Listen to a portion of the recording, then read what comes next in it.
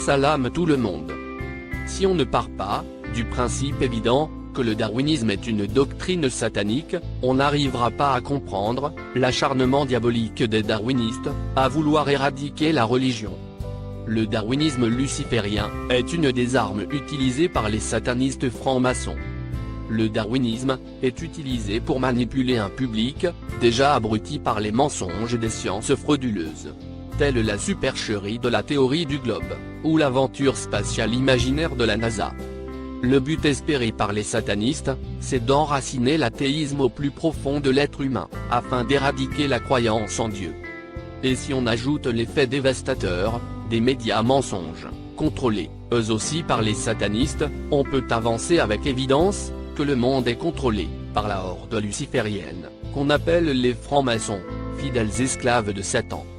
Maintenant, regardez comment des scientifiques, compétents, honnêtes et titularisés, se font virer de leur travail, pour avoir osé mettre en doute le darwinisme luciférien.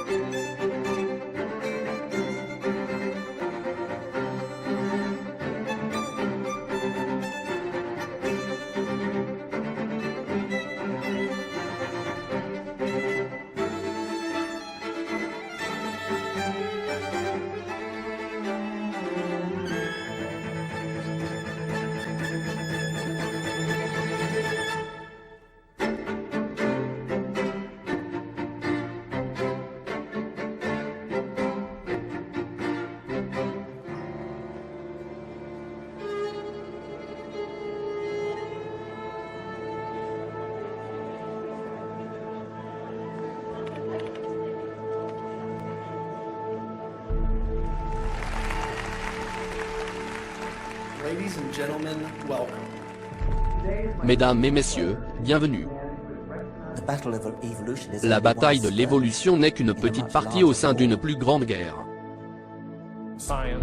La science n'a que faire de l'hypothèse d'un Dieu. Ça nous apporte quoi le dessin intelligent? Rien. Nous ne pouvons accepter le dessin intelligent comme alternative de théorie scientifique. Ils n'accepteront jamais que notre argument est meilleur. Ils nous importunent et nous font perdre notre temps. Aujourd'hui, Ben va nous parler d'un sujet qui est devenu des plus importants pour lui ces dernières années. Ben a toujours été un ardent défenseur de la science. Ces dernières années, il a remarqué une tendance alarmante dans l'établissement scientifique qui pourrait avoir de graves conséquences pour tous les Américains. Sans plus attendre, je vous le présente et vous demande de l'applaudir chaleureusement. Please join me in giving a warm welcome for Mr. Ben Stein. Voici Monsieur Ben Stein. Merci. Merci. Merci beaucoup. Merci à vous tous. La liberté, c'est l'essence de l'Amérique. Nous chérissons la liberté d'expression, la liberté de réunion, liberté de la peur, et la liberté de la religion. Martin Luther avait dit, l'Amérique est essentiellement un rêve. Et il ajoute, que c'était un rêve de liberté et d'égalité. Et la liberté, c'est le chemin de l'égalité. Et l'Amérique ne serait tout simplement pas ce qu'elle est, sans la liberté. À chaque tournant de l'histoire, les décisions concernaient toujours la liberté. La liberté est ce qui rend notre pays si grand. La liberté nous a permis de créer, d'explorer, de surpasser n'importe quel défi en tant que nation. Mais imaginez qu'on nous prive de cette liberté. Ce serait comment? Qu'est-ce qu'on perdrait? Eh bien, malheureusement, je n'ai plus besoin d'imaginer. C'est en train de se passer. Nous sommes en train de perdre notre liberté. Nous avons perdu l'un des secteurs clés de notre société. La science. J'ai toujours pensé que la science permettait de poser n'importe quelle question, de faire n'importe quelle enquête, sans avoir peur d'être jugé. Mais récemment, j'ai été alarmé de découvrir que ce n'était pas le cas. Tout a commencé lorsque j'ai rencontré le biologiste évolutionniste Richard Sternberg à Washington, D.C. Sa vie a quasiment été ruinée dès qu'il a dévié de la ligne droite dans son boulot d'éditeur dans un journal scientifique affilié avec le prestigieux Musée national d'histoire naturelle de l'Institut Smithsonian. Votre bureau était là? Oui, c'est là. C'est à l'ouest du musée, juste devant nous. Alors maintenant vous n'y êtes plus? Parce que vous êtes un vilain garçon? Non, je n'y suis plus. J'ai été exilé. Vous êtes un méchant garçon, pour avoir mis en cause le pouvoir. Quel est donc le crime commis par le docteur Sternberg? Il a publié un article écrit par le docteur Stephen Meyer, l'une des figures de proue du mouvement du dessin intelligent. L'article a déclenché un incendie de controverse. L'article suggère en gros qu'un dessin intelligent pourrait expliquer l'origine de la vie. Résultat, le docteur Sternberg a perdu son bureau. Une enquête a été déclenchée sur ses croyances religieuses et ses tendances politiques. Il a été ensuite mis sous pression et poussé à démissionner de son poste. Le questionnement du darwinisme était un point qui allait loin pour certains. La simple mention d'un dessin intelligent, qui n'est d'ailleurs évoqué qu'à la fin du papier, a fait un grand bruit. Et je pense que les partisans du dessin intelligent ont soulevé un nombre de questions vraiment importantes. Et vous vouliez que ces questions soient évoquées et discutées? Oui, et qu'elles soient mises sur la table. Les darwinistes sont entrés dans une rage folle, à cause de ça. La rage défigurait leur visage. On voyait clairement leur physique se déformer, par une réaction émotionnelle terrible. Ils disaient que le docteur Stephen Meyer était un chrétien notoire, et qu'il était partisan du dessin intelligent, et qu'il appartient au parti républicain. C'était un conglomérat de religion, de politique et sociologie.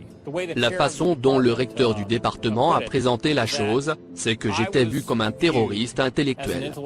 Un terroriste? Oui, parce que sortir le sujet du dessin intelligent est suffisant pour faire chuter votre crédibilité. Renvoyé. Ce qui est arrivé au docteur Sternberg est terrible. Mais était-ce un cas isolé? C'est sûr que non. J'étais donc assez sceptique, tout naturellement. Je suis donc allé vérifier à la tête de la Société des sceptiques, Michael Shermer. Je ne peux donc pas prouver si Dieu existe, ou Yahvé, dans votre cas. Comme je ne peux pas prouver qu'il n'y a pas d'Isis, d'Apollon, de Brahma, de Ganesha, de Mishora, ou un quelconque Dieu. Réfléchissez à ça, pourquoi les extraterrestres ressemblent à ça? Ce sont des bipèdes. Le scepticisme n'est pas une position que vous prenez. C'est juste une méthode d'approche. Celui-là, qui a pour titre « Aux confins de l'univers ». Ah, quand la science rencontre le non-sens. Est-ce que le dessin intelligent est un non-sens? Eh bien, ce n'est pas prouvé. Donc, dans un sens, c'est du non-sens. Tout le monde devrait être autorisé à pouvoir parler et publier sur le sujet. Ils sont libres de publier ou d'être écoutés publiquement, comme de faire des conférences, comme tout le monde le fait. Oui, mais qu'est-ce qui se passe si quelqu'un publie quelque chose et déclare qu'il est en faveur du dessin intelligent? Eh bien, sa personne est soumise alors à une enquête au peigne-fin. Et quoi qu'il n'ait rien à se reprocher, il perd quand même son job. Je pense que dans cette situation particulière, il y a quelque chose d'autre pour lequel il a été renvoyé. Quoi par exemple? Je n'en sais rien. Je pense qu'il y a autre chose. Mais si vous retroussez les manches, vous allez au boulot pour vous décarcasser, et qu'ils vous disent, vous serez viré, si vous mentionnez les mots, dessin intelligent. Qu'est-ce qui se passe? Je ne pense pas que ça se passe de cette façon. Université de George Mason. Avec ses 50 ans d'histoire, notre mission est toujours claire. Préparer un public divers en étudiant, à penser et à grandir. Dans un climat radieux de liberté académique. Le docteur Caroline Crocker, dont la carrière universitaire était prometteuse, a vu sa vie ruinée subitement. Et cela, pour avoir seulement prononcé les mots « dessin intelligent » dans sa classe, en cours de biologie cellulaire. Mon superviseur m'a invité dans son bureau. Il a dit, je vais devoir vous discipliner pour avoir enseigné le créationnisme. J'ai dit que j'avais juste mentionné le dessin intelligent sur quelques diapos, mais je n'ai pas enseigné le créationnisme. Quoi qu'il en soit, vous devez être discipliné. Et à la fin du semestre en cours, j'ai perdu mon boulot. Cette prof appréciée, en plus d'avoir perdu son job, s'est vue alignée sur une liste noire. Ainsi, elle ne pourra plus jamais exercer son métier nulle part. Partout où je postulais un emploi, je suis rejeté, et généralement sur place. Depuis que ceci est arrivé, et du fait que mon nom apparaît sur Google, quand j'envoie mon CV, j'obtiens un rendez-vous. J'en ai même obtenu beaucoup.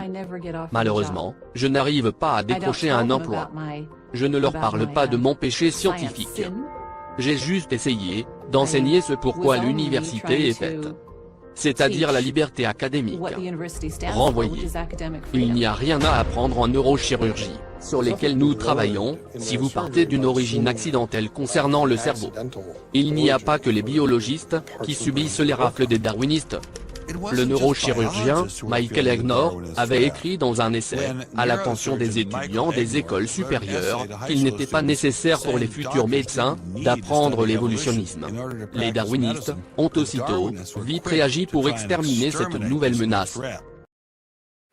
Beaucoup de gens, sur beaucoup de blogs, m'ont écrit des mots vulgaires. Il y a eu beaucoup de commentaires très méchants. D'autres personnes ont suggéré qu'on appelle l'université où je travaillais, pour demander si on ne pouvait pas me mettre à la retraite. Quand j'ai rendu public mes doutes sur la théorie darwinienne, j'ai réalisé qu'on ne peut pas émettre des critiques sur l'évolution. Ce qui m'a vraiment abasourdi, c'est le côté vicieux de cette sorte de bassesse. Renvoyé. Je suis comme qui dirait, un vieux de la vieille. Je suis titularisé. Et je suis académiquement correct.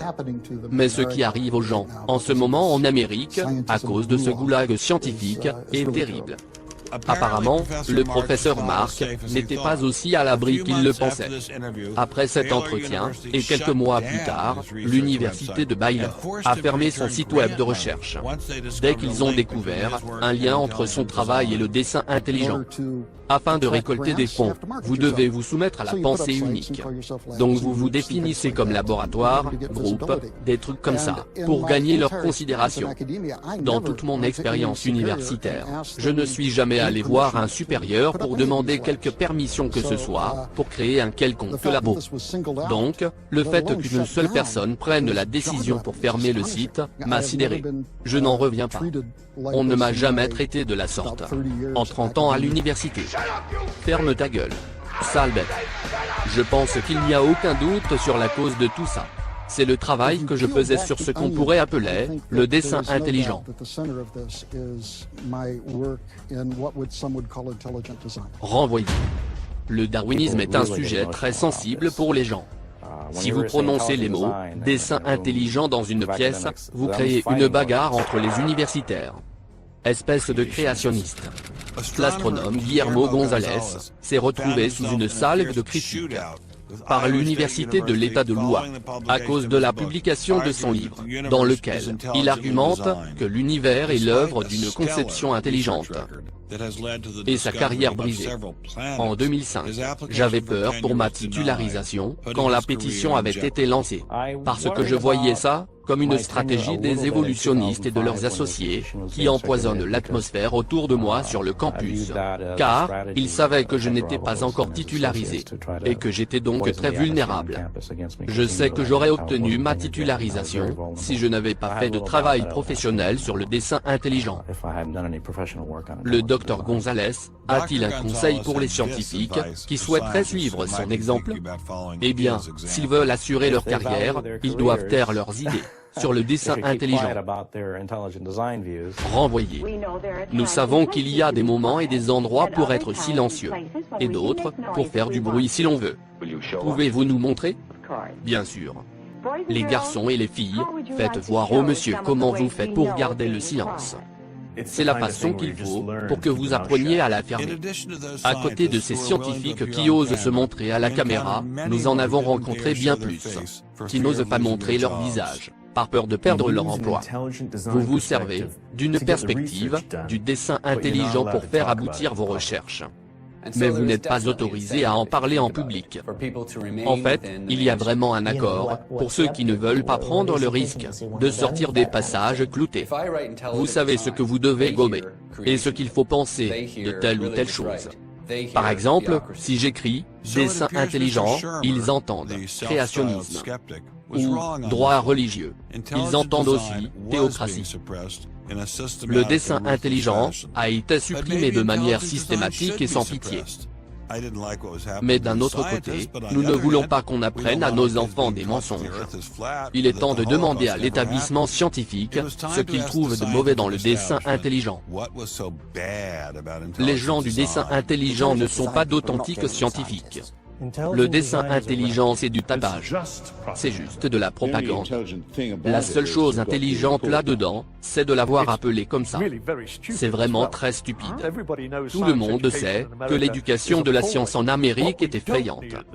Mais ce dont on n'a pas besoin ces temps-ci, c'est du dessin intelligent dans les salles de cours.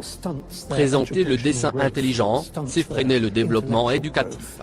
Mais j'aimerais savoir comment tous ces animaux ont pu coloniser la Terre des millions d'années avant l'homme, alors que la Bible dit que la Terre a été créée en seulement 6 jours. Ce n'est pas seulement l'enjeu éducatif du dessin intelligent qui concerne les scientifiques. Beaucoup suspectent que le mouvement cacherait un agenda beaucoup plus large. Le dessin intelligent est un panel d'excuses pour forcer le retour du créationnisme dans les salles de classe. Si vous autorisez le dessin intelligent dans les classes aujourd'hui, demain on aura des classes de prière. Une nation soumise à Dieu. Y a-t-il d'autres plaintes?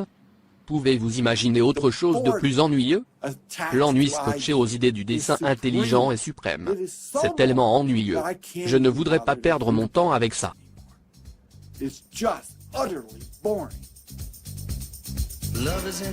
Ces gens, ou plutôt ces moutons, ont été payés par les satanistes francs-maçons pour brandir ces pancartes. L'amour était dans l'air, c'est vrai. Mais il n'y en avait pas pour le dessin intelligent. Il semble même qu'il y a beaucoup de haine à son sujet. Et toute cette haine est concentrée en un seul endroit.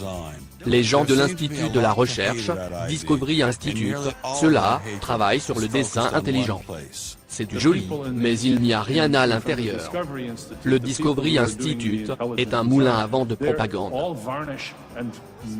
C'est une institution qui a été conçue pour pomper du fric chez les investisseurs religieux, afin de recycler l'histoire de la création en une version laïque, compatible pour les écoles.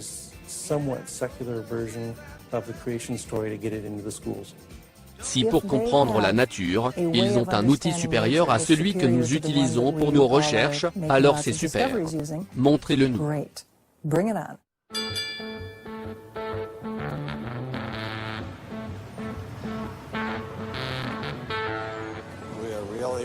On est vraiment perdu.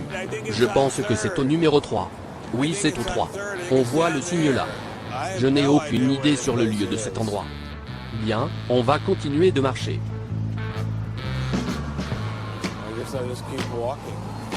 Savez-vous où se trouve l'Institut des recherches? Non, jamais entendu parler de cet institut. Ok, merci. Hey, salut. On vient du sud? Où puis-je trouver l'Institut des recherches? Désolé, pas la moindre idée. Merci quand même. Bienvenue à Seattle. Merci monsieur. Ça doit être ici. S'il vous plaît, où se trouve l'Institut des recherches? Au bout du 8e étage. Porte numéro 808. Ok, très bien.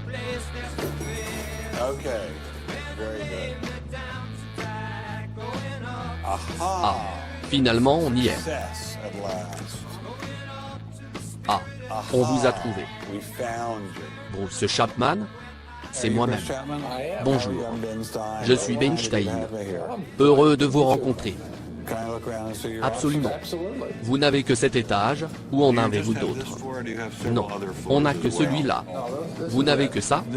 On vous fait plein de misère pour un aussi petit bureau? Je croyais qu'on allait découvrir le Pentagone. Nous sommes le petit garçon qui dit que l'empereur est nu, et qui n'avait pas de grosse organisation non plus. Quand vous partez récolter des dons, votre personnel, ne dit-il pas que par la même occasion, vous allez jeter tous ces scientifiques hors des salles de classe et mettre le Christ à la place? Eh bien, je ne sais pas si le Christ a déjà été dans les salles de cours des sciences. Ce n'est pas un argument religieux. Nous avons des collègues juifs, agnostiques, et d'autres croyances. Et aussi, des scientifiques musulmans. Bref, de toutes sortes de milieux. Tous ces gens sont d'accord pour dire que la théorie de Darwin est un échec. Alors, pourquoi apporter la religion? Vous n'en avez pas besoin. C'est la tête du Turc. Les gens qui n'ont pas d'argument en sont réduits à vous jeter du sable dans les yeux. Vous souhaitez quoi finalement? Sur ce sujet comme sur bien d'autres, nous aimerions que les gens soient capables d'avoir une discussion solide, voire même un débat. Et dans ce cas précis, le public puisse avoir accès aux meilleures preuves scientifiques. Mais personne ne se demande si un débat doit avoir lieu. Aussi, certains se le demandent. Ah bon? En fait, le débat a été cadenassé. Mais pourquoi le débat a-t-il été cadenassé? Vous devriez vous adresser à ces darwinistes qui refusent le débat, pas moi. Monsieur Chapman affirme que l'idée n'a rien à voir avec la religion. Alors, pourquoi au premier arrêt, je tombe sur l'université de Biola, anciennement connue, sous le nom d'Institut biblique de Los Angeles? Someone to hear your prayers, someone who cares. Your own personal Jesus. Someone to hear your prayers, someone who's there.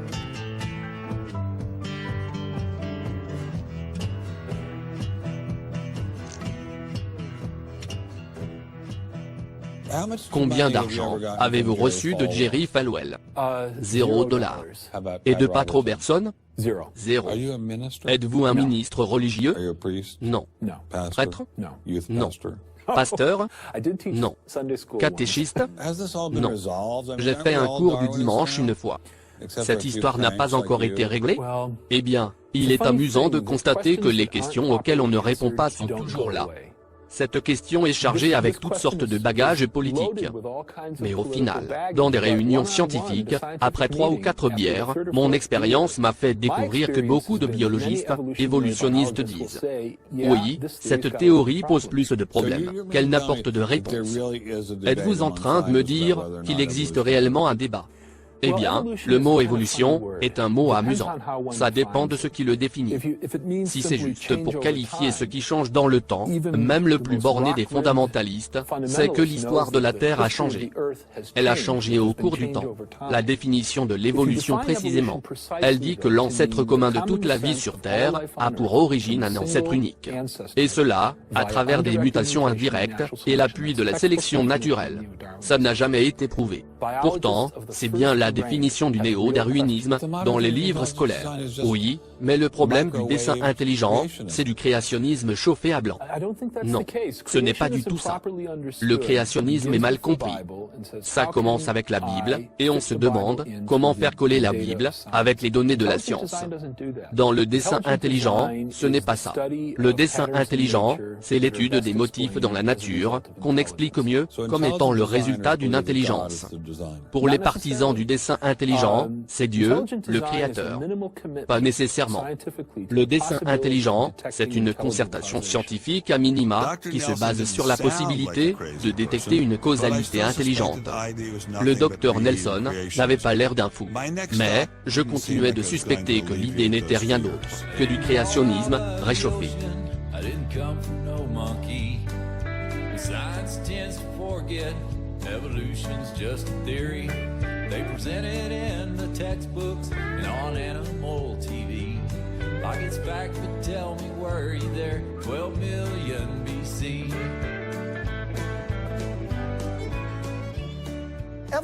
L'évolution, envisagée dans un dessin intelligent, est parfaitement envisageable, dans le sens où on se demande comment la conception est implémentée. Mais est-ce qu'il existe un concepteur? C'est ça le problème. Est-ce que ces mécanismes de matériaux, comme la sélection naturelle, sont-ils adéquats? Sont-ils adéquats pour expliquer toutes les choses que nous observons en biologie? Nos arguments affirment que ce n'est pas le cas. Mais Darwin a obtenu toutes ces preuves. Si vous prenez en considération l'histoire des sciences, les gens ont souvent eu de bonnes idées. Et après, ils décident de rouler avec, et de l'appliquer à tout. Darwin, suite à ses idées de la sélection naturelle, dit « Voilà, je vais expliquer l'origine de toute la vie avec ça ». La physique a été newtonienne.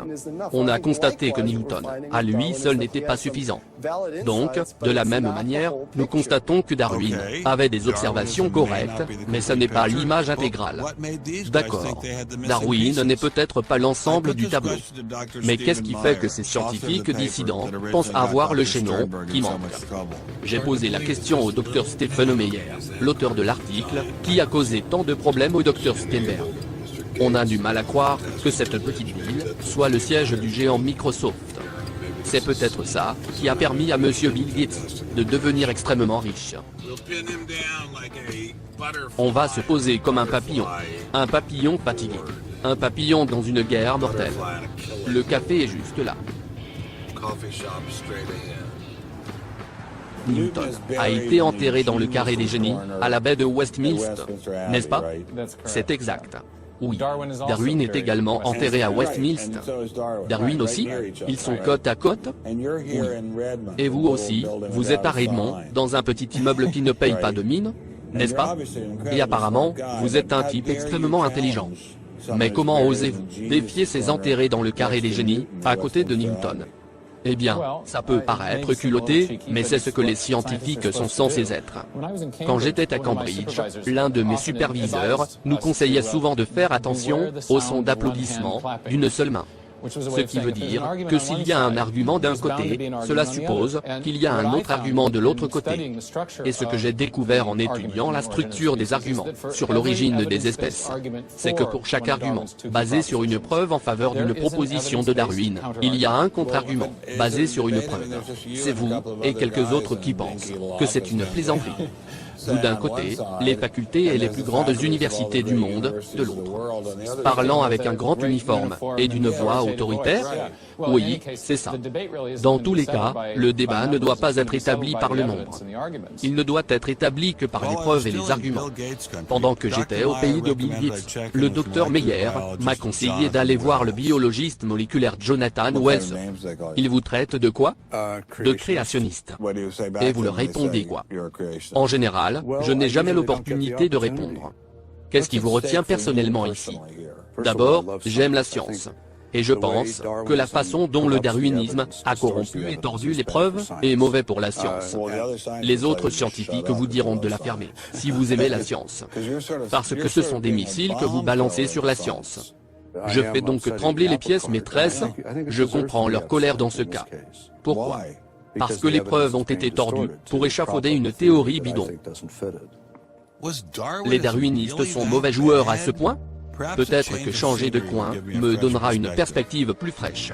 Je t'ai vu au coin de la rue, tout est vidé, j'ai cru que tous les deux le ciel bleu, nous serions très heureux.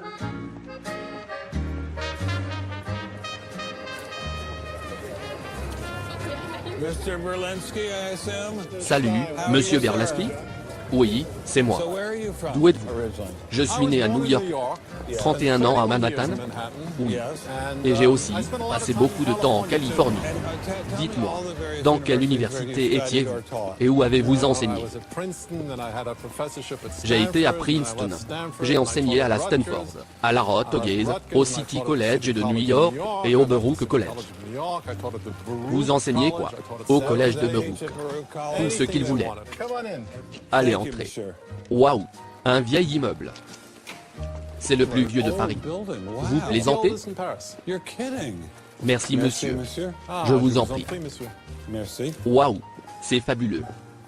Wow, this is fabulous. C'est une question très différente. Ce qui me vient en premier à l'esprit, concernant la doctrine darwinienne, c'est l'image d'un vrai bordel. C'est comme entrer dans une pièce enfumée. Rien dans cette théorie n'est défini précisément, clairement, attentivement et délimité. Il manque les rigueurs les plus élémentaires exigées en physique mathématique. Et en physique mathématique, il manque déjà la rigueur exigée en maths pure.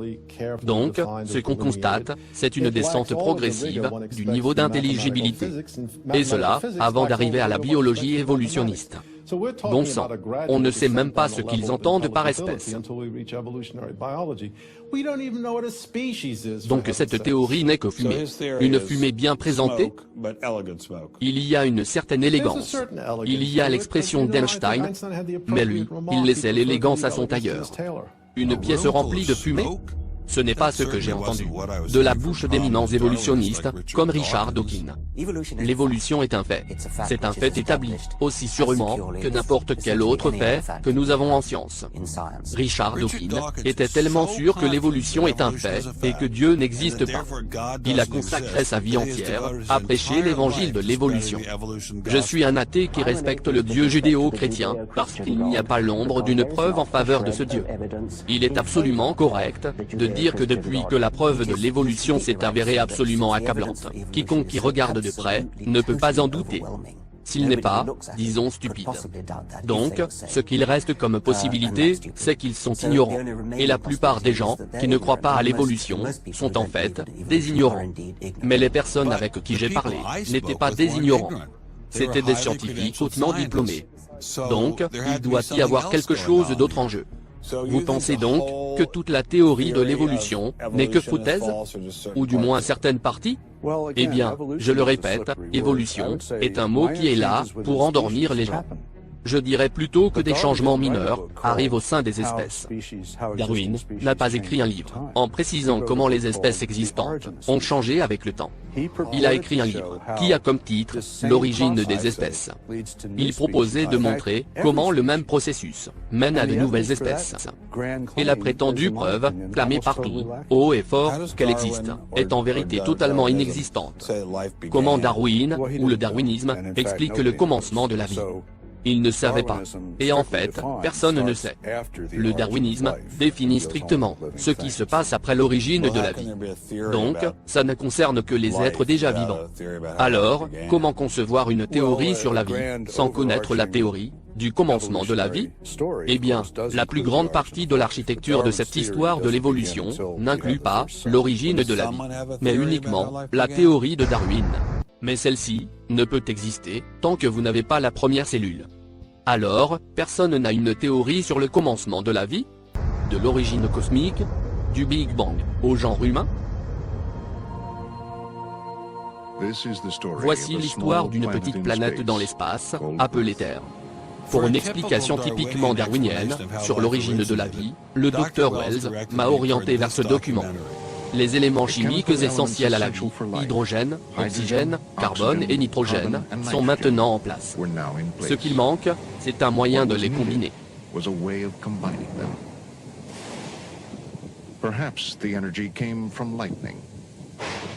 Peut-être que l'énergie venait des éclairs.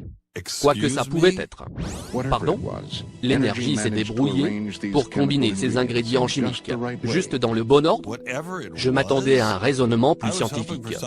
L'idée la plus populaire est que la vie a émergé d'une soupe primordiale. En 1953, Stanley Miller a pris des quantités de méthane, d'ammoniac, de l'hydrogène. Il a ensuite mélangé tout ça avec de l'eau, afin de simuler l'atmosphère originelle. Il a ensuite soumis cette soupe à une décharge électrique, en espérant faire émerger la vie. L'expérience de Miller n'a pas marché. Alors que les essais initiaux semblaient prometteurs, 50 ans plus tard, la plupart des scientifiques les plus sérieux ont abandonné cette approche en faveur d'autres théories plus fumeuses. Le célèbre darwiniste, Michael Ruse, a tenté de m'expliquer l'une d'entre elles. Comment passons-nous d'un monde inorganique au monde des cellules? L'une des théories populaires est que ça a dû démarrer sur le cristal. Waouh! Ma boule de cristal. Des molécules agrégées sur du cristal en formation. Et ceci est devenu de plus en plus complexe. Mais la belle chose dans le cristal, c'est qu'à chaque nouvelle erreur, il y a des mutations. Et ça laisse place à la sélection naturelle. Mais il ne résulte aucune chose vivante. À aucun moment. Et après on a une chose vivante? Mais je viens juste de vous le dire. Je ne vois aucune raison qui pourrait empêcher une chose très simple de passer à une chose plus complexe. Moi non plus. Pas de problème. Mais comment passer de la boue à une cellule vivante? C'est ça ma question. Je vous ai dit. Je ne vais pas répéter à nouveau. Sur le cristal? Sur les cristaux. Donc, si je comprends bien, c'est votre théorie. Et vous pensez que ça tient la route? Mieux que ce que propose le dessin intelligent? Oui, je le pense. Ben ne parierait pas un jeton sur le choix du cristal proposé par le Dr Ruse. Mais ça m'a fait quand même penser à un truc. Il y a combien de chances pour que la vie apparaisse d'elle-même? On a spéculé qu'il faudrait probablement un minimum de 250 protéines pour fournir des fonctions vitales. Si c'est la vérité, alors c'est quasiment inconcevable que la vie ait pu apparaître étape par étape. Ok. Donc, la forme de vie la plus simple nécessite au moins 250 protéines pour fonctionner. C'est quoi alors votre problème? Le casino de la vie. Bienvenue au casino de la vie. Établissement vieux de 4 milliards d'années. Qui veut tenter sa chance pour gagner? Moi, je veux bien essayer. Qu'est-ce que je gagnerais? Regardez ça. La toute première cellule organique du monde. Ça vous tente? Cette cellule de protéines parfaitement alignée pourrait vous appartenir. Maintenant prenez la manivelle.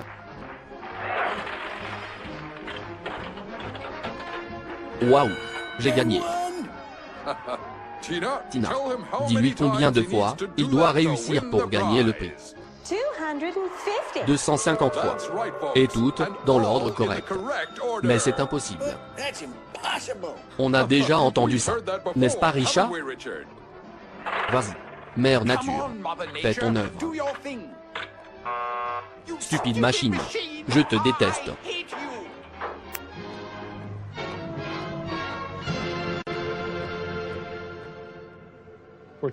Nous parlons ici de quelque chose d'improbable et de renversant. Grosso modo, un sur je ne sais combien de trillions. Que la vie choisisse 1 million, ou 1 trillion, ou 1 trillion de trillions, le nombre est essentiellement 0. Quelque chose doit forcer la nature à choisir le numéro gagnant. Donc, dans un jeu de la vie, c'est comme si c'était la maison qui gagnait toujours. Par chance, des scientifiques très sérieux auraient réussi à battre le magicien. Dirigé par Panspermie. Face à ces immenses problèmes insurmontables des origines de la vie, le prix Nobel Francis Crick proposa cette théorie, que la vie aurait été semée sur Terre. En d'autres termes, ce sont les extraterrestres qui l'auraient fait. Des cristaux? Des extraterrestres? C'est ça la science. Je croyais qu'on parlait science, et non de science-fiction. Nous ne savons pas ce qui a causé l'émergence de la vie. Est-ce par pur processus indirect? Ou alors, par une sorte de pilotage intelligent, suivant une feuille de roue? Les règles de la science sont appliquées pour forcer la fermeture d'une des deux seules réponses possibles à ces questions, très importantes et fondamentales. Donc, le règlement en science dit en gros, nous allons envisager toutes les possibilités, sauf celle d'un guide? Exactement. Peu importe comment la vie a commencé, sur dos de cristaux ou dans des tubes à essai, d'un dessin intelligent. Tout le monde est d'accord pour dire que ça commence avec une cellule unique. Mais c'est quoi une cellule? Darwin a écrit en 1859 L'origine des espèces et publié en 1959. Il avait une idée assez simple de la cellule. N'est-ce pas? Oui, comme tout le monde à l'époque. Si Darwin avait pensé que la cellule était comme une chose assez simple, comment est la cellule aujourd'hui, en termes de complexité? Une galaxie. Si par exemple, Darwin pensait que la cellule n'était qu'un tas de bouts, à quoi ressemblerait une cellule aujourd'hui, d'après ce concept? Plus compliqué qu'une fusée Saturn V. Que sait-on de la cellule, de nos jours? Y a quoi dedans? Un monde que Darwin n'aurait jamais pu imaginer. J'avais besoin de quelqu'un qui pourrait me donner un aperçu sur ce monde. Je suis donc allé voir le biologiste Doug Hicks. Vous considérez donc que la cellule est une usine microscopique? Une usine où à une très petite échelle, des instructions digitales sont utilisées pour fabriquer les composants de l'usine. Ici, nous avons la fameuse double hélice de l'ADN. Vous pouvez voir ces deux brins entortillés, qui sont verrouillés l'un sur l'autre, sur l'extrémité de la molécule. C'est l'entrepôt de toute notre information génétique. À une plus grande échelle, dans les formes vivantes, ce serait équivalent à environ 1 gigabit d'informations dans les molécules qui forment les chromosomes individuels. Et tout ça, empaqueté dans le noyau, qui n'est qu'une toute petite partie comparée à la taille de la cellule. Donc, ce qui est contenu dans cet ADN fournit les informations nécessaires pour séquencer les acides aminés qui fabriquent les protéines. Nous avons une information sous la forme d'une dimension qui, elle-même, fournit une information pour une forme à 3 dimensions.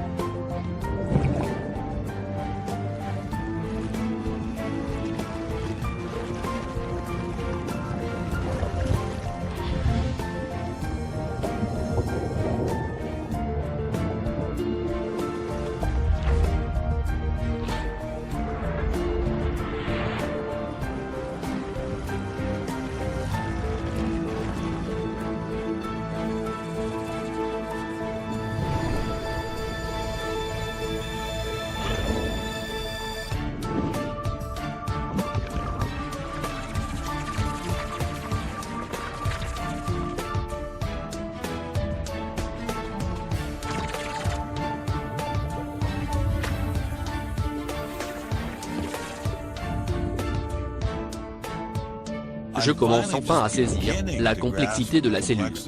Est-ce que les systèmes, à l'intérieur de la cellule, vont au-delà de l'évolution darwinienne?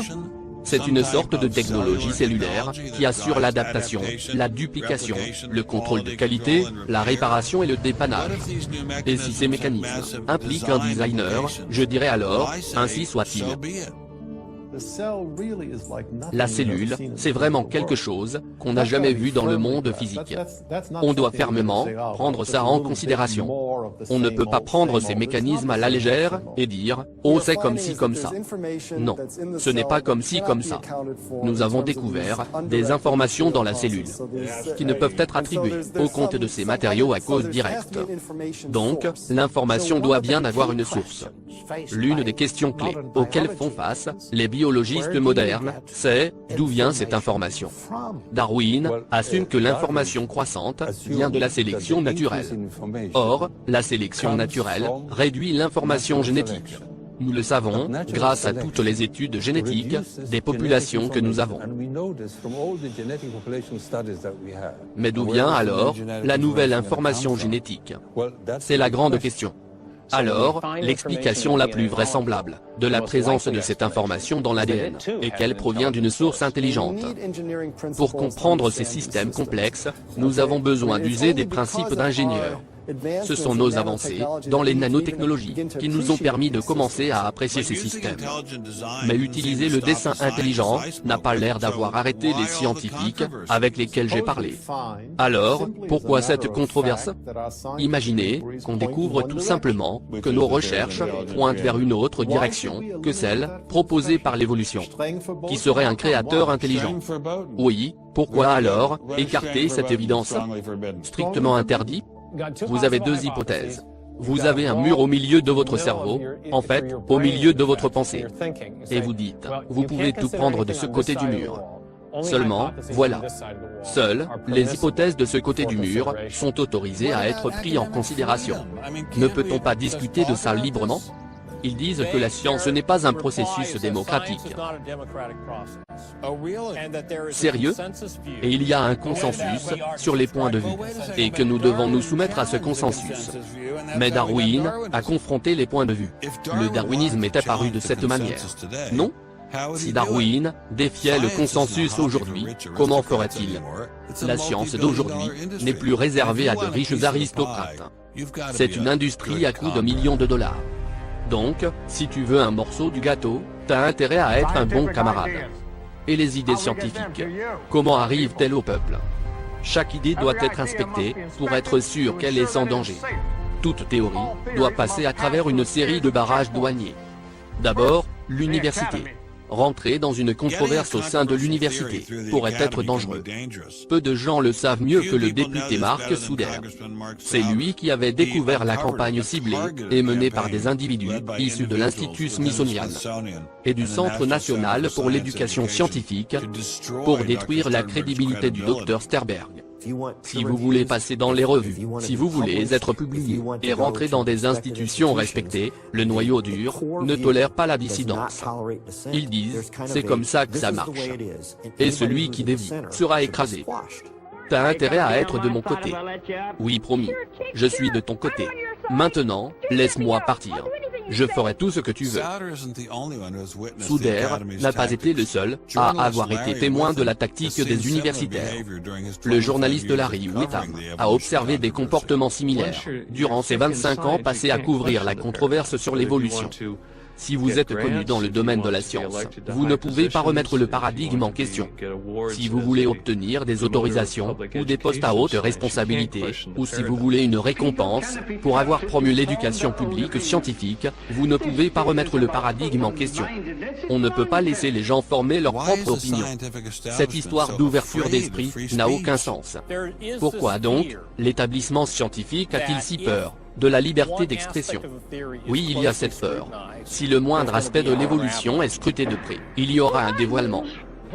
Qui êtes-vous? Je suis le grand et puissant magicien d'Oz. J'ai eu des entretiens avec des douzaines et des douzaines de scientifiques. Quand ils sont entre eux, ou quand ils parlent à un journaliste en qui ils ont confiance, ils discutent de complexité incroyable, ou de biologie moléculaire en crise. Mais publiquement, ils ont peur de dire ça.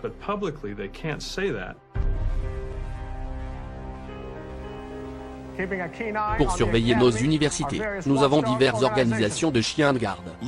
Écoutons Eugenie Scott, du Centre national pour l'éducation des sciences. Ce centre a pratiquement été au cœur de toutes les controverses sur l'évolution ces dernières années, défendant vigoureusement l'évangile de Darwin. Malheureusement, on a eu beaucoup de travail au centre ces dernières années, parce que virtuellement, chaque État où les standards de l'éducation de la science ont été remis en cause, il y a eu une grosse bagarre pour faire passer l'évolutionnisme.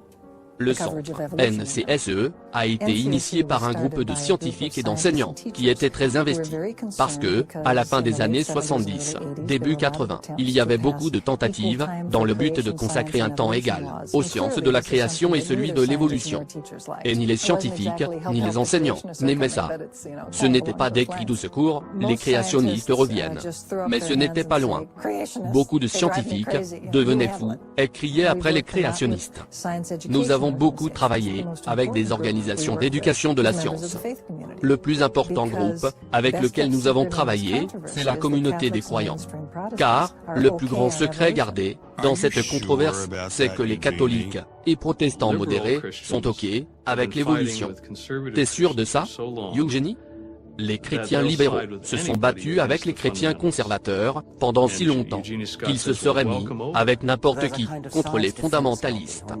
Alors, Eugenie Scott a dit, « Bienvenue chez nous ». Il existe une sorte de lobby de défense de la science, ou un lobby de défense de l'évolution en particulier. Et pour la plupart, ils sont athées. Mais ils veulent rester amicaux avec les personnes religieuses, d'ordinaire sensibles. La façon de procéder est de leur dire qu'il n'y a pas d'incompatibilité entre la science et la religion. Mais, y a-t-il réellement une incompatibilité? Peut-on croire en même temps en Dieu et en Darwin? Dans la plupart des théories évolutionnistes, il n'y a aucun Dieu. Ou alors, il n'a aucun rôle. Donc, tout naturellement, beaucoup de darwinistes vous diront que c'est l'arme la plus forte de l'athéisme. Il m'appelle le témoin. Un avocat m'a demandé si ma croyance est l'évolution, et si ce sont mes études qui m'ont poussé vers l'athéisme. Je devrais répondre par oui. Et ça, c'est la pire des choses que je pouvais dire pour gagner le procès. Donc, les gens comme moi sont de mauvais prétendants pour le lobby de la science et de l'évolution.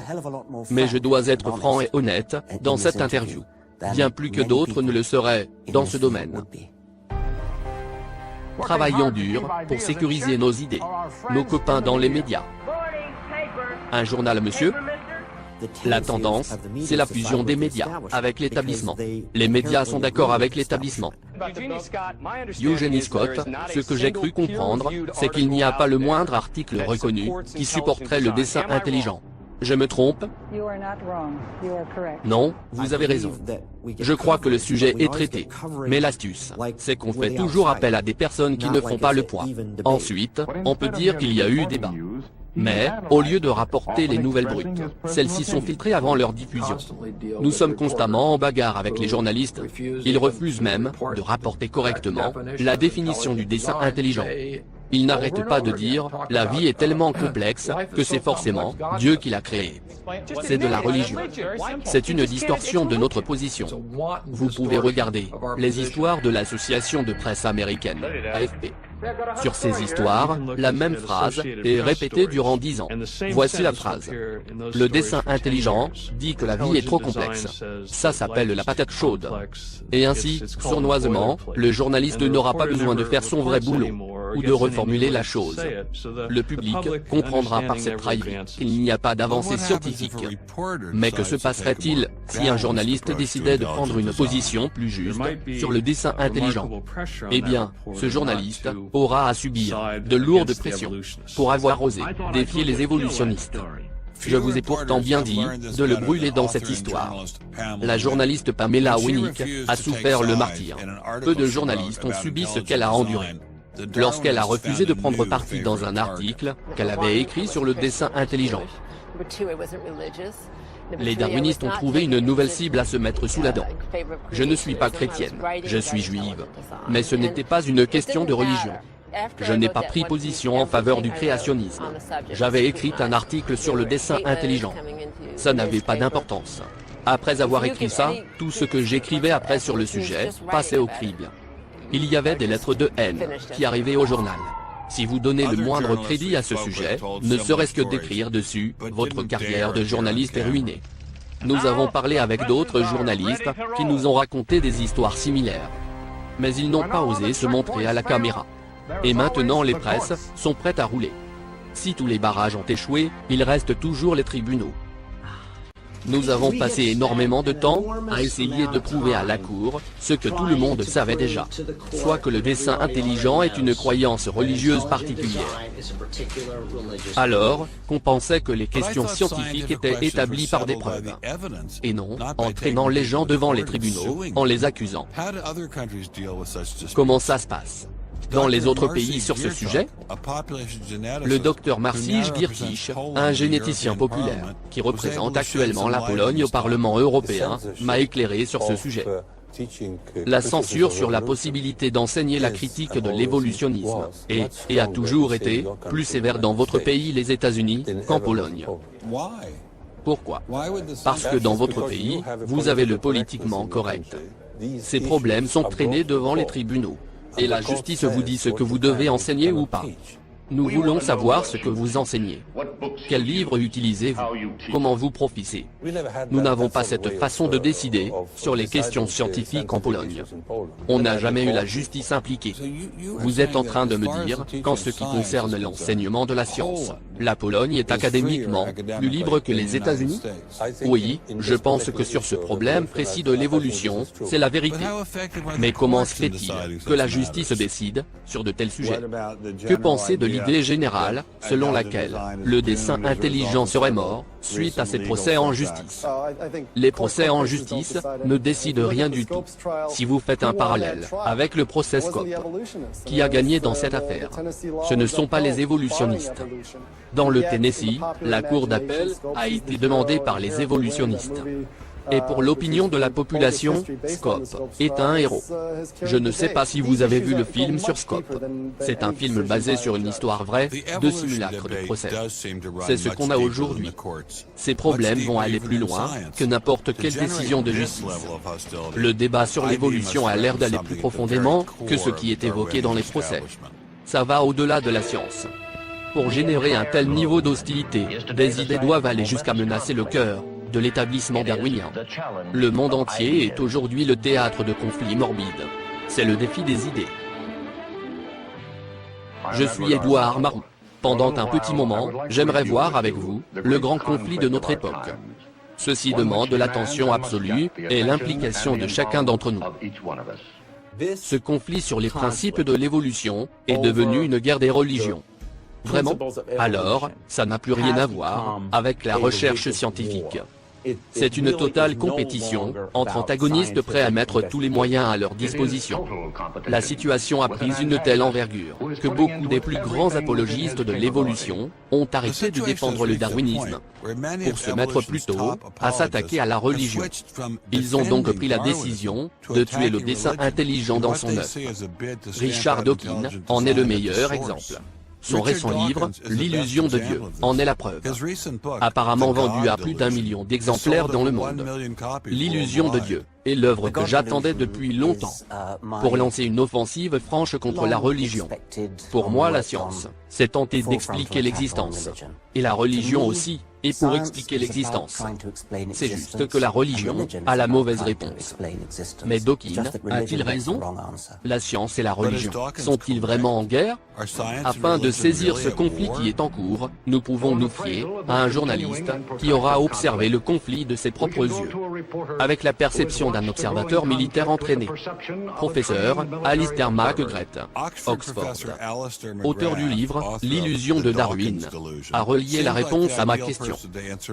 Richard Dawkins a une vision charmante et très intéressante sur les relations entre science et religion. C'est de provoquer une guerre entre les deux. Et à la fin, une seule en sortira gagnante. Et ce sera la science. Voilà une vision très naïve.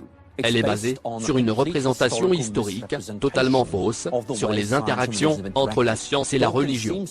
Darwin a l'air de croire qu'une description scientifique est un argument anti-religieux. Décrire scientifiquement la façon dont quelque chose s'est produit n'explique pas tout. Et ce n'est vraiment pas le cas. Mais la question du but, de l'intention, la question du pourquoi est toujours là, sur la table. Je trouve que c'est une erreur catastrophique de laisser des énergumènes, comme Richard Dawkins, traiter des questions profondes en théologie, des questions sur l'existence de Dieu, de la nature, de la vie. Il n'a même pas étudié les disciplines impliquées dans l'enquête. C'est un philosophe médiocre, il n'a même pas les compétences élémentaires requises pour tester méticuleusement ses arguments. Un génie quand même. Non, plutôt un type très malin. Un petit peu reptile, mais un malin. L'opposition des points de vue dans ce conflit ne repose fondamentalement que sur une vision différente de l'homme. Imaginez deux scientifiques divergents. Vous pouvez mettre de chaque côté autant que vous voudrez. Ils diront exactement des choses opposées. Donc, ce conflit scientifique n'a rien à voir avec le fait de croire ou pas en Dieu. Sinon, tous les scientifiques seront censés être des athées. C'est donc un conflit sur la vision du monde. C'est un conflit entre des scientifiques qui ont des visions différentes sur le monde. Vous avez deux explications, avec des preuves en compétition. L'un dit dessin et l'autre dit processus indirect. Les deux dimensions ont d'immenses répercussions, pro-religieux ou anti-religieux et philosophiques.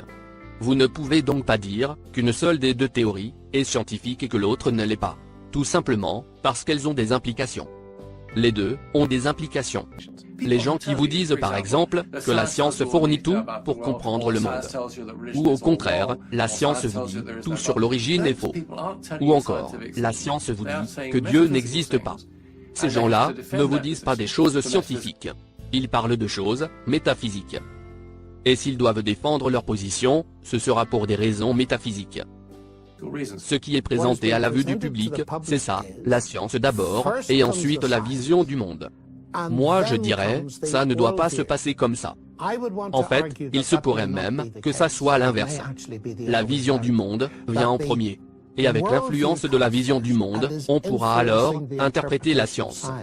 Mon grand regret, c'est que certaines personnes, profondément retranchées dans leur propre vision du monde, ne vont tout simplement pas envisager qu'il puisse exister d'autres alternatives. Je suis personnellement de gauche et pas particulièrement religieux, mais plutôt humaniste. Et je pense qu'un mauvais message est envoyé aux personnes pieuses et intéressées par la science. Parce que, dans un sens, pour faire de la science de manière crédible, ces scientifiques doivent laisser leurs croyances religieuses à la maison. Les fondateurs de la science moderne naissante, Isaac Newton, Robert Boyle, Kepler, Galilée, la plupart de ces scientifiques précoces, non seulement, ils croyaient en Dieu, mais ils pensaient que leur croyance en Dieu faciliterait le travail de la science. Vous pouvez être motivé religieusement et en même temps faire de la bonne science. Et souvent, ça marche mieux ensemble que l'inverse. Faire rencontrer les protagonistes serait le meilleur moyen pour une discussion rationnelle. Ce que j'accueillerais favorablement. Le débat rationnel est une belle pensée. Malheureusement, c'est impossible dans le climat actuel. J'ai constaté que le questionnement sur la dévotion du darwinisme provoque un effet glacial dans le milieu de la science évolutionniste. Mais n'y a-t-il pas d'autres conséquences? Aucun Dieu? Aucune vie après la mort? Aucun autre fondement alternatif pour l'éthique? Aucun sens alternatif à la vie? Et aucun libre arbitre humain? Tout ça est profondément connecté à la perspective évolutionniste. Vous êtes là aujourd'hui, demain vous aurez disparu. C'est tout ce qu'il y a? Dr Will Provine, professeur d'histoire de la biologie à l'université de Cornell, nous a donné un autre aperçu perturbant sur l'issue du darwinisme. J'étais chrétien, je n'avais aucune idée sur l'évolution. Parce que son enseignement dans le Tennessee était interdit. Lisez votre Bible. Mais le professeur Provine a changé tout ça. Il a commencé à nous parler de l'évolution, une théorie où l'intelligence n'a pas lieu d'exister. Je me suis levé en lui disant, vous oubliez la partie la plus importante. Il me répond, si vous pensez la même chose à chaque instant, venez au tableau devant les élèves et dites-leur ce qui manque à l'évolution. Alors, j'ai lu ce livre attentivement. Je n'ai décelé aucune empreinte intelligente dedans. J'ai immédiatement commencé à avoir des doutes sur l'existence d'une quelconque déité. J'ai donc abandonné l'idée qu'il puisse y avoir une divinité ou une existence après la mort. Et dès que vous vous débarrassez de ces deux croyances, la vie devient assez facile. Et vous ne vivrez plus dans un espoir bâti sur des illusions. Finalement, il n'y a aucune liberté humaine. Si vous croyez en l'évolution, ne vous attendez pas à une volonté libre. Il n'y a rien à espérer, d'aucune sorte. La vie humaine profonde n'a aucun sens. Je vis, je meurs, et je disparais. Je disparais dans l'absolu quand je meurs. Le docteur Provine n'est pas étranger à l'idée de la mort. Il y a 10 ans, on lui a diagnostiqué une grosse tumeur au cerveau. Imaginons que ma tumeur revienne, ce qui est quasiment sûr. Je ne resterai pas là, comme mon grand-père l'a fait. Il est mort l'année dernière, du syndrome d'Adam-Oliver. Il souhaitait la mort désespérément, mais personne ne voulait l'aider à mourir. Moi, je ne veux pas mourir comme ça. Je me foutrais une balle de 45 dans ma tête de citrouille avant que ça arrive. Je ferai donc différemment. J'espère pour notre ami Provine que ce ne sont pas des mots en l'air. Peu de temps après avoir enregistré cet entretien, il apprend que sa tumeur de cerveau était de retour. Je ne ressens pas la moindre culpabilité d'exposer ainsi mes opinions, qui me laissent dire « Oh, combien j'aimerais avoir le libre arbitre !» Ou bien, oh, j'aurais aimé qu'il y ait un Dieu. Jamais je ne souhaiterais ça. La reconversion du docteur Provine était typique. Parmi les darwinistes que nous avons questionnés, il y a le biologiste P.Z. Myers. Ce monsieur dirige le blog darwinien, Anti-religion, Pharyngula. Il nous révèle que le darwinisme lui a érodé sa croyance. Je n'ai jamais haï la religion. Je la trouvais assez confortable et j'aimais ses adeptes. C'est ce que j'ai appris sur le darwinisme. Ce qui m'a mené vers l'athéisme, c'est quand j'ai découvert l'évolution et le darwinisme. J'ai bénéficié d'une explication magnifique. Au début, je n'ai pas bien compris. J'ai compris une fois que j'ai embrassé le darwinisme. Je n'étais pas surpris de constater que la plupart des évolutionnistes partageaient les mêmes idées que Dawkins. Il semble que le darwinisme mène bien vers l'athéisme, alors que Scott Eugenie nous fait croire que non. Si vous retirez le message moral de la religion, qu'est-ce qui vous reste? Il vous reste un rêve. Je crois que Dieu, ses rêves, anges, lutins, etc. En gros, la religion n'est que de l'imagination. C'est vide de tout contenu explicatif. Les gens dans ce pays pensent-ils devoir réguler les drogues pour plus de sécurité? Ou les armes? C'est ça qu'il faut contrôler pour sécuriser le pays. Je pense que la chose la plus dangereuse qu'il faut contrôler est la religion. Commençons par supprimer la religion. La religion procure du confort à certains. On n'a pas le droit de les priver de ça. C'est comme tricoter, les femmes aiment tricoter. On ne va pas priver les gens de leur église.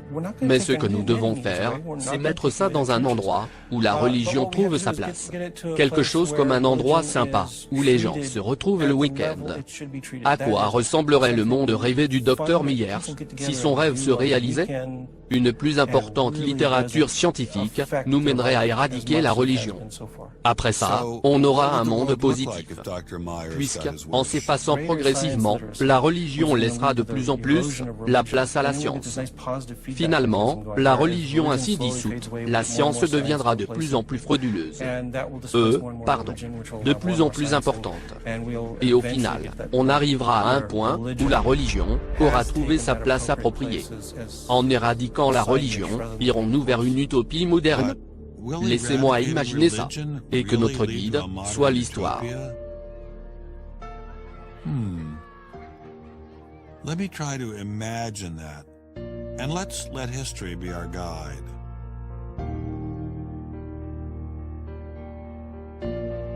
D'une certaine façon, Matthew Arnold évoque ça quand il parle du retrait de la croyance. Il y a une connexion entre une société qui a au moins un minimum d'engagement avec certaines sortes de valeurs transcendantales et ce que l'être humain peut permettre de faire. Ça me fait penser à un truc. Quelle société aurait déjà utilisé le darwinisme pour remplacer toutes les autorités, y compris la religion? En tant que juif, mon esprit m'a guidé vers un régime en particulier. La connexion Hitler-Darwin est historiquement difficile. Bien sûr, parce qu'ils étaient séparés par de nombreuses années. L'un était anglais et l'autre allemand. Néanmoins, si vous ouvrez Mein Kampf et que vous le lisez, surtout si vous pouvez le lire en allemand, la correspondance entre les idées darwiniennes et celles des nazis vous sautera aux yeux. Bien entendu, vous devez mettre une mise en garde historique. Tous ceux qui lisent Darwin ne deviennent pas forcément nazis. Personne ne dit ça.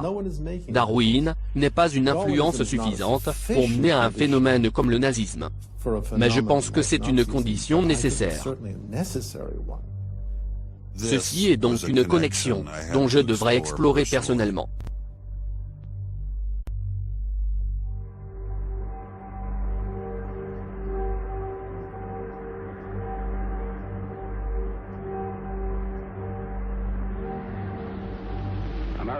Des officiers américains arrivent à une institution nazie, saisie par les troupes de la première armée.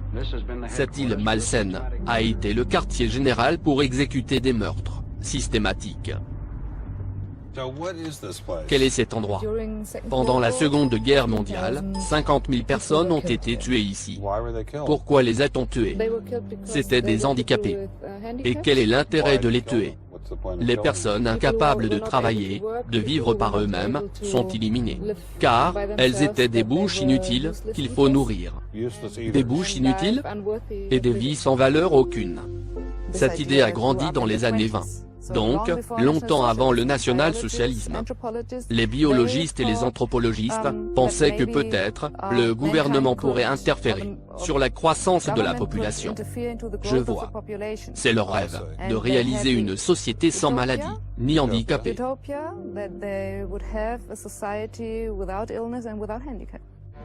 Tout ce qui est non viable, dans la nature, est destiné à périr. Les humains ont transgressé la loi de la sélection naturelle, la décennie passée. Nous avons non seulement supporté les formes de la vie inférieure, nous avons aussi encouragé leur propagation. La descendance de ces gens malades ressemble à ça. Des individus, plus vils que des animaux. C'était donc un concept darwinien ? Oui, absolument. Et aussi, un concept malthusien, antinataliste. Thomas Malthus, c'était un philosophe anglais, qui disait qu'il y avait un manque de ressources. Les nazis faisaient confiance à Darwin. Oui, les scientifiques allemands ne jurent que par lui. Les patients sont emmenés en bas, où des docteurs nazis décidaient alors entre ceux qui vivraient et ceux à exterminer. Il y avait aussi 15 infirmières. Infirmières et infirmiers. Les infirmières assistaient les médecins à tuer ces gens? Oui. So nurses were helping lead them to their doom. Yes.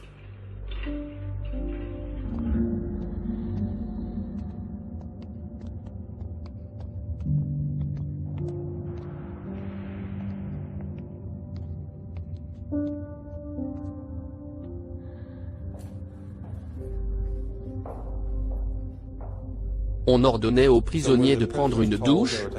Oui, on les douchait. Voici une des deux cabines.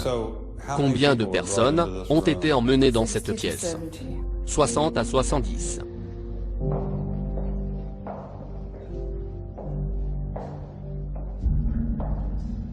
C'est quoi ça? C'est la table de dissection. Imaginez un peu, une personne saine, allongée de force sur cette table, et se faire extraire le cerveau. Alors que la personne malsaine, c'était le docteur Gorgos. Non, non, je ne pense pas, parce que ces criminels qui tuaient, étaient bien sains d'esprit. Ils tuaient les gens pour un objectif. Ils avaient un objectif? Oui. Je ne crois pas que ces nazis étaient des fous.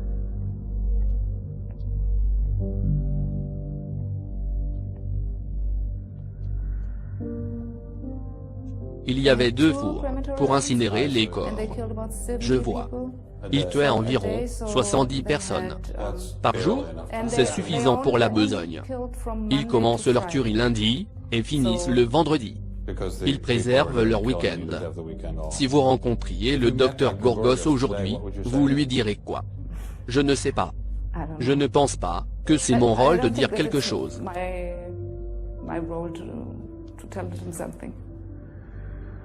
C'est difficile de décrire ce que l'on ressent quand on marche dans un lieu hanté comme celui-ci, et de savoir que ces murs étroits, de pierre froide, furent la dernière image vue par les victimes. J'avais envie d'explorer plus profondément cette connexion. Alors, j'ai rencontré l'auteur du livre, De Darwin à Hitler, appelé Dr Richard Weikart. C'est Hitler, et beaucoup de ses adeptes, qui ont créé ce programme. C'étaient de grands fanatiques darwiniens. Ils voulaient particulièrement introduire le darwinisme dans la société. Ce que nous désirons pour la jeunesse de demain est différent de ce qui était désiré par le passé. Nous devons créer le nouvel homme pour que notre race ne succombe point. Ne succombe point au phénomène de la dégénérescence, si typique de notre époque moderne. Beaucoup de ces personnes, dont les années 20, qui mettaient en avant ces idées racistes, étaient considérés comme les leaders de la science. C'étaient des darwinistes, corps et âme, très dangereux, qu'il fallait prendre très au sérieux par leurs collègues universitaires. Mais ça ne voulait pas dire que tous les universitaires y croyaient. Parmi ces universitaires en pointe, y avait-il des Américains? Oui, il y avait plein d'Américains qui disaient des choses similaires. C'est peu dire que des Américains puissent dire de telles choses. En vérité, les Américains étaient les pionniers dans cette science appelée eugénisme. Ils pensaient qu'ils pouvaient assister l'évolution en stérilisant les prétendus faibles d'esprit, en leur interdisant de se marier. Les médecins sont conscients de l'histoire de cette science américaine du XXe siècle. Il y a de mauvaises sensations envers le darwinisme, à cause de l'eugénisme. L'eugénisme est une tentative de faire reproduire des humains. Ça a été le chapitre le plus noir de toute l'histoire de la médecine américaine. 50 000 personnes ont été stérilisées, sans compter les volontaires. Ces personnes ont été déclarées inaptes à se reproduire. L'eugénisme n'est pas juste une histoire. L'esprit du mouvement est toujours en vie. Margaret Sanger était à la tête du programme nommé « Parentalité planifiée ». Elle défendait l'eugénisme, d'une manière fanatique. L'expression « parentalité planifiée » veut dire « contrôle des naissances ». Et cela était adressé aux pauvres et aux classes sociales, de basse catégorie. Soi-disant, pour améliorer l'espèce humaine. De Hadamar, je me suis rendu à Dachau. C'est là où les nazis ont appliqué les idées de l'eugénisme, à grande échelle industrielle. Ce fut un camp de concentration en pleine fonction. Quel était l'objectif? Une partie fut réservée pour réprimer les ennemis politiques. Le reste c'était pourquoi? Eh bien, au-delà de la répression des ennemis politiques, ce qui était l'objectif au tout début, est devenu progressivement pour réprimer les ennemis raciaux. Ces catégories s'interprètent parfois du fait que des ennemis politiques étaient considérés comme inférieurs biologiquement. Selon Hitler, la guerre elle-même était une lutte darwinienne pour la survie. Il a considéré l'extermination des Juifs comme une lutte darwinienne pour la survie. Il voyait donc les Juifs comme l'un de ces fronts de cette guerre en cours. Diriez-vous qu'Hitler n'était pas saint d'esprit? Non. Je ne dirais pas qu'il était fou. Je pense qu'il avait intégré de très mauvaises idées. Et je pense qu'il en a bien saisi leur dessein. Et d'une certaine façon, c'est ce qui l'a emmené à prendre des solutions radicales, en l'honneur de ses convictions. Diriez-vous qu'il était le mal? Ah oui, c'était le mal absolu. Y a-t-il quelque chose de pire? Je pense que ça existe. Et le bien, ça existe? Oh oui. Le mal peut-il être rationalisé en tant que science? C'est sûr. Quand c'est rationalisé en tant que science, Hitler croyait faire le bien. Hitler faisait le bien? Oh, il pensait faire du bien à l'humanité, en faisant avancer l'évolution et en créant une humanité meilleure.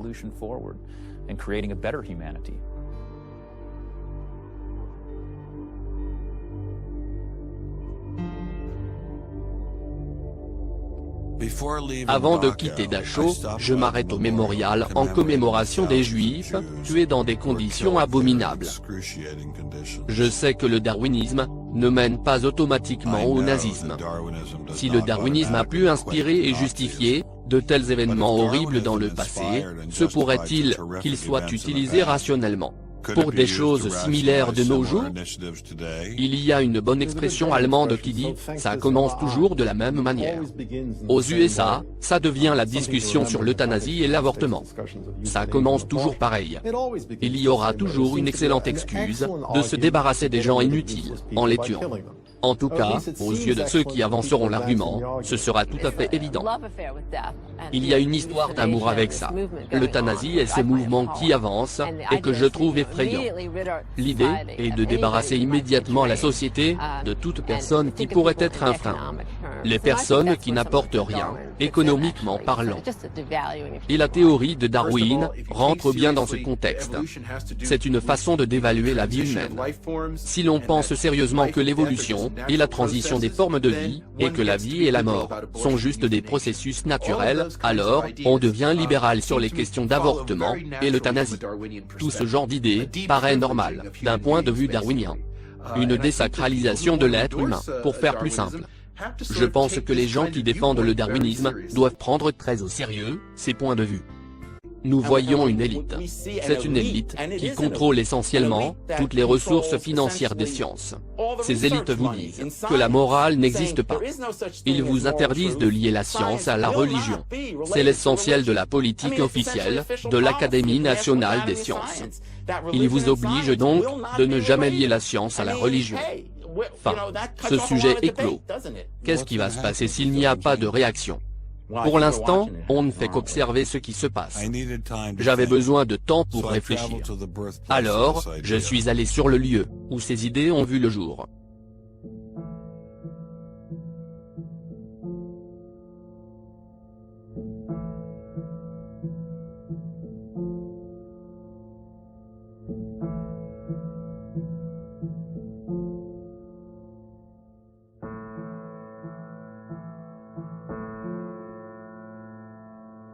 Évolution de la race humaine à partir des singes.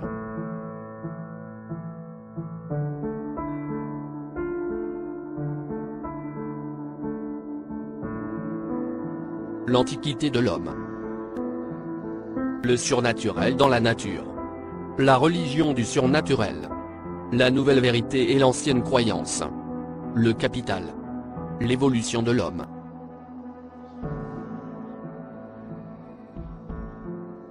Dans le monde sauvage, les faibles d'esprit et de corps sont vite éliminés. Nous, les hommes civilisés, d'un autre côté, nous faisons de notre mieux pour contrôler ces processus d'élimination. Nous bâtissons un asile pour les fous, les estropiés et les malades. C'est comme ça que les membres de nos sociétés civilisées propagent leurs gènes. Celui qui a déjà participé à la sélection d'animaux domestiques pour la reproduction comprend que cela peut s'avérer hautement préjudiciable pour la race humaine. Personne n'est assez ignorant au point de laisser les mauvais animaux se reproduire. Charles Darwin. La filiation de l'homme. 1871.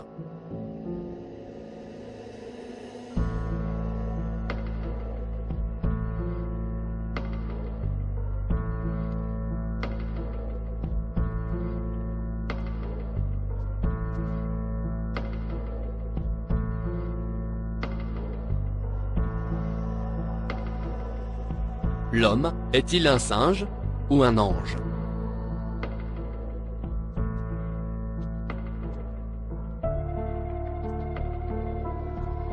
La maison de Darwin.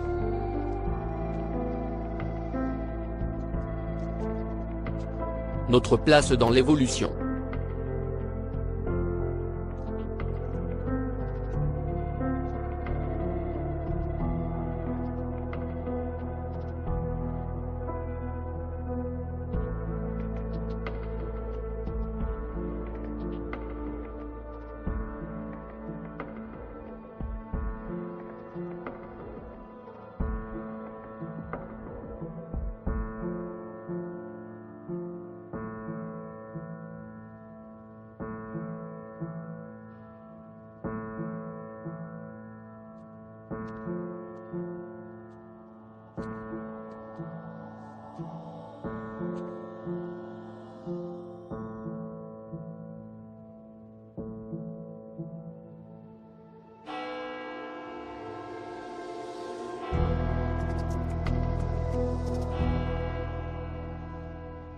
Pendant la guerre froide, en Allemagne, il y avait ce mur érigé, pour garder les idées protégées. Il a été érigé, par des gens qui avaient une idéologie, et qui étaient effrayés par la compétition d'autres idées, qui risquaient de venir se mélanger à ceux de leur société. Et ce que nous constatons aujourd'hui dans la science, est très semblable à ce mur. Il s'agit d'une stratégie, pour protéger une idéologie en échec face aux défis de la compétition. L'Amérique, ne fait plus figure de grande nation, en s'opposant aux idées. Elle a pourtant évolué, grâce à l'autorisation de la liberté d'expression, et celle de se questionner. Thomas Jefferson avait raison de dire « Nous détenons ces vérités, comme évidentes, selon lesquelles tous les hommes sont créés égaux, et que ceci leur a été donné par leur Créateur, comme un droit éternel. » comme le sont la vie, la liberté et la recherche du bonheur. Des centaines de milliers d'Américains ont donné leur vie pour protéger ces valeurs. Malheureusement, ces valeurs sont menacées de nos jours. Il n'y a pas que les scientifiques qui sont renvoyés. C'est la liberté elle-même. Le rêve américain et son fondement. Le fondement même de l'Amérique. Si nous autorisons à ce que la liberté soit expulsée de la science, où cela va-t-il nous mener ? L'établissement du darwinisme est tellement colossal et tellement retranché qu'il paraît impénétrable. Je ne pourrai jamais le faire tomber tout seul. Mais je pourrais au moins aller voir ceux qui ont expulsé ces scientifiques. Que diriez-vous à Eugenie Scott si elle était là ? Je lui demanderai par quelle autorité elle et ses semblables se permettent de déclarer ce qui est scientifique et ce qui ne l'est pas. Il s'était autoproclamé martyr du jour. Il en a déjà eu beaucoup, le pauvre petit Rick Sternberg. On a essayé de voir avec les dirigeants du Smithsonian, mais je crois que c'est peine perdue. Nous sommes allés au Smithsonian pour voir des responsables. Mais c'est face à une porte close qu'on s'est retrouvés, comme pour le député Suneger.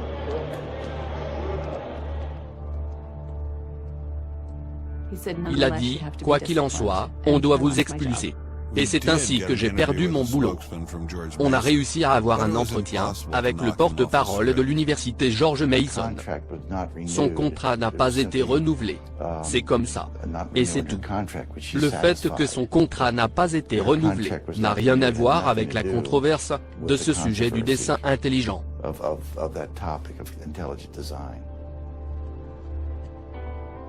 Je n'ai jamais été traité de la sorte en 30 ans d'université. À l'université de Baylor, on a eu droit à la même réception, hostile. Ils refusent de reconnaître que l'expulsion du docteur Marx est liée à ses idées scientifiques. Ça n'a rien à voir avec le dessin intelligent. Ce sujet n'a pas été évoqué. C'était un problème de procédure. Et c'est comme ça qu'on décide. C'est rigolo, parce que ce n'est pas ce que Ben Kelly pense du docteur Marx. Interview Évolution et Intelligence Design. Fermez son site immédiatement. Je ne mélange pas ma religion avec la science.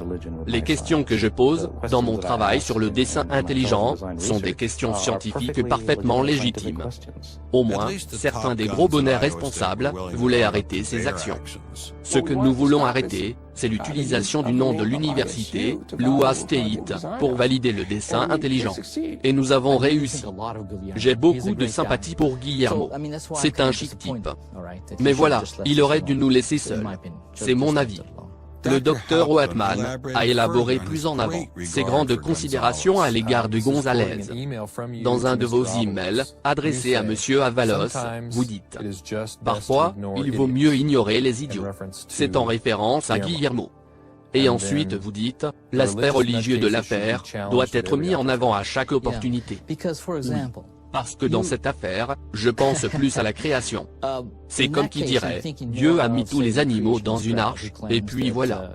C'est de là que viennent tous les animaux aujourd'hui. C'est de la folie. Vous ne devriez même pas insulter les enfants avec ce genre de truc. Ce sont eux les idiots. Ils ont toujours été là. Courir après les responsables de ces affaires ne mène nulle part. Alors, j'ai rencontré le docteur Berlinski et Schroeder pour leur demander un conseil.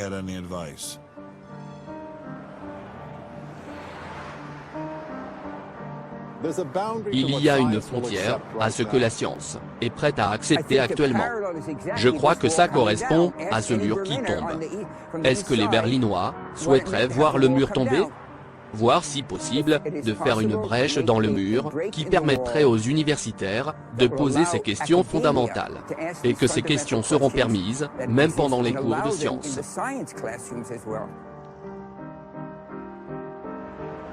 Ce serait bien si l'établissement scientifique perdait un peu de son prestige et de son pouvoir.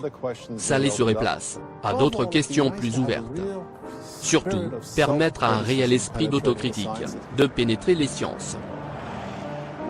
Que dois-je faire pour démolir ce mur? Il n'y a rien à faire? porter à la connaissance du monde entier que cette guerre existe. Beaucoup de personnes parlent de liberté universitaire. Tant que vous êtes du bon côté du mur, il y a une liberté universitaire. Mais si vous êtes du mauvais côté, vous perdez votre titularisation. J'ai donc pris en estime les conseils du docteur Schroeder. Évidemment, je ne pouvais pas faire tomber le mur tout seul. Mais je pouvais confronter l'un de ces architectes modernes.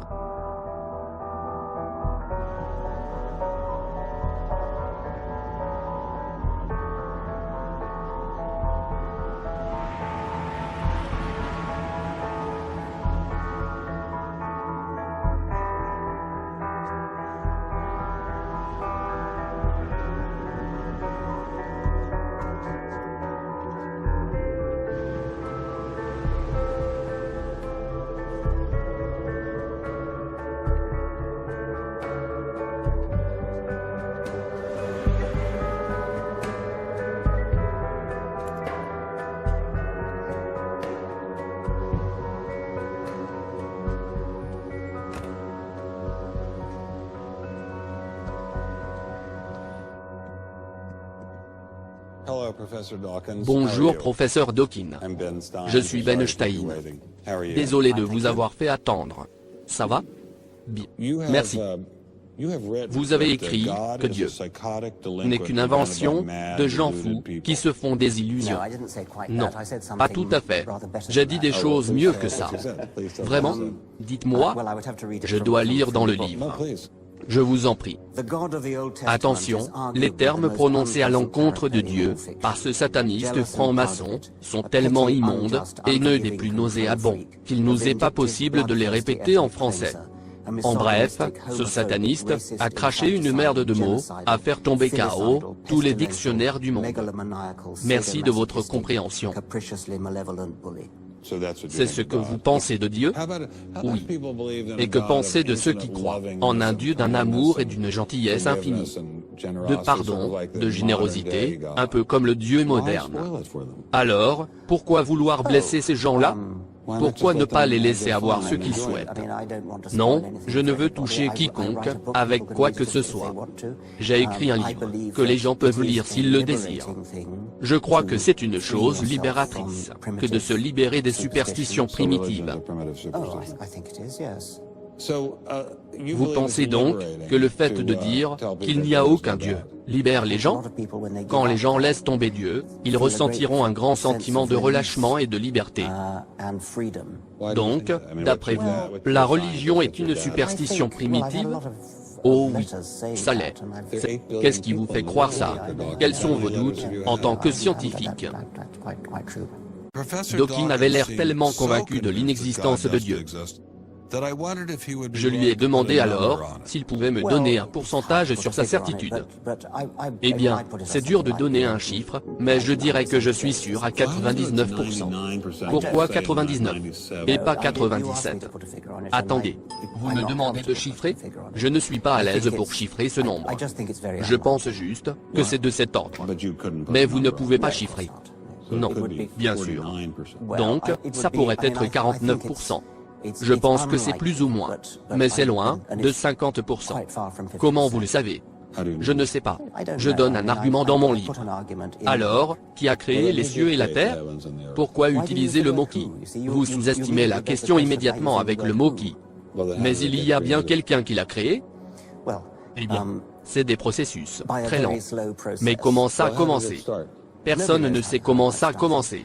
Nous avons une idée du type d'événement qui a dû se produire. Nous savons quelle sorte d'événement il a fallu pour le commencement de la vie.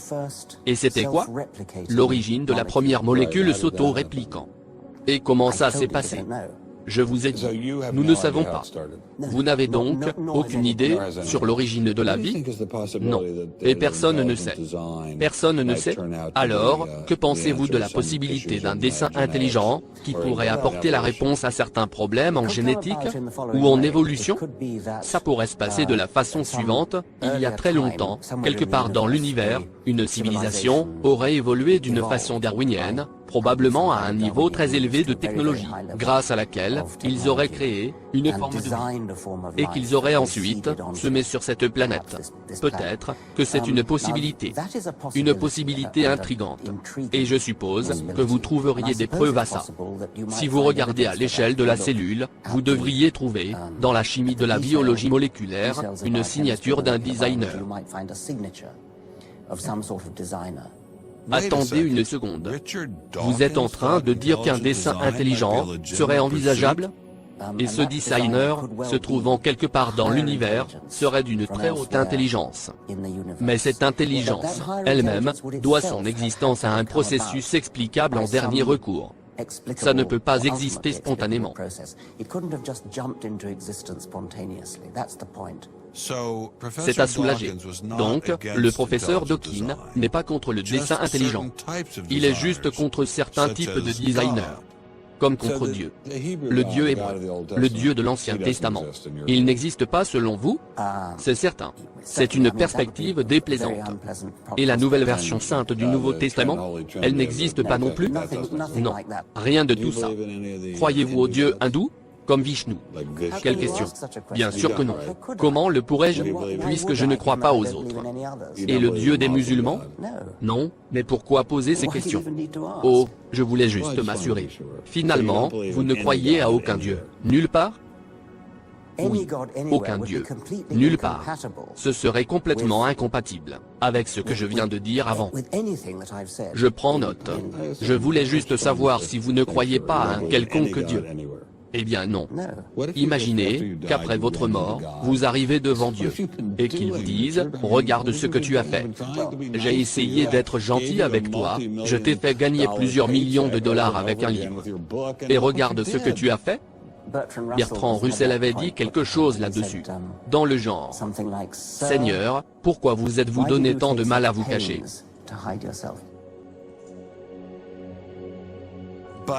Si le dessin intelligent a raison, Dieu ne se cache pas. On peut même découvrir Dieu à travers la science, si nous avons la liberté de nous le permettre. Qu'est-ce qui pourrait être plus intriguant que cela?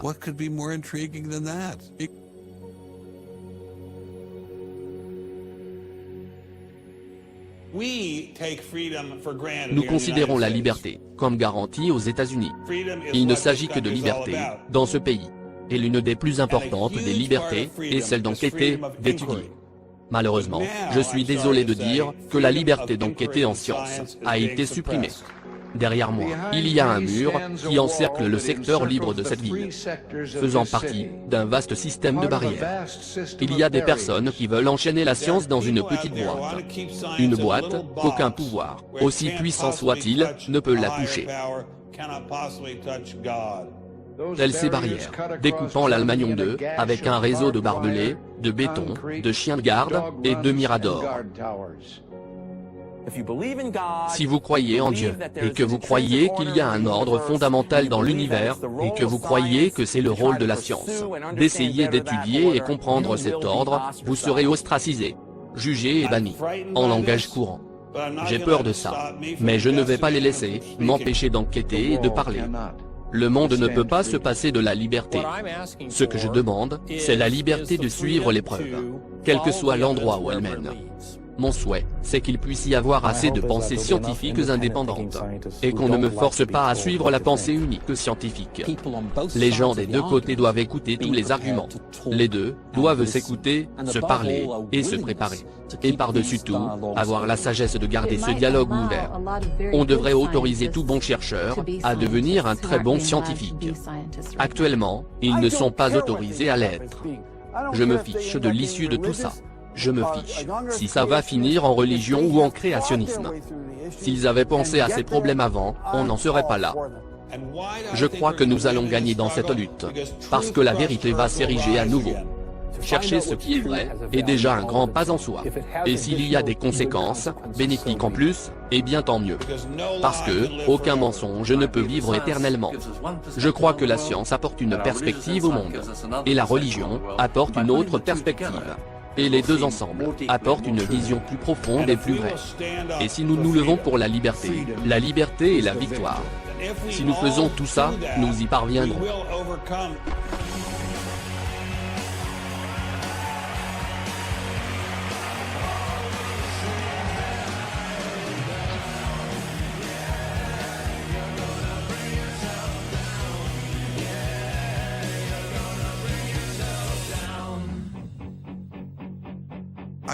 J'ai déjà fait un premier pas en parlant de ce problème. Nous devrons tous faire notre part du boulot si le monde venait à s'écrouler. Certains d'entre vous vont payer le prix fort pour avoir parlé. Vous pourrez même perdre votre emploi. Et vous allez recevoir des emails pleins de haine. Je vous le garantis. Mais si vous ne voulez pas vous impliquer, y a-t-il quelqu'un d'autre pour mener la bataille? Personne?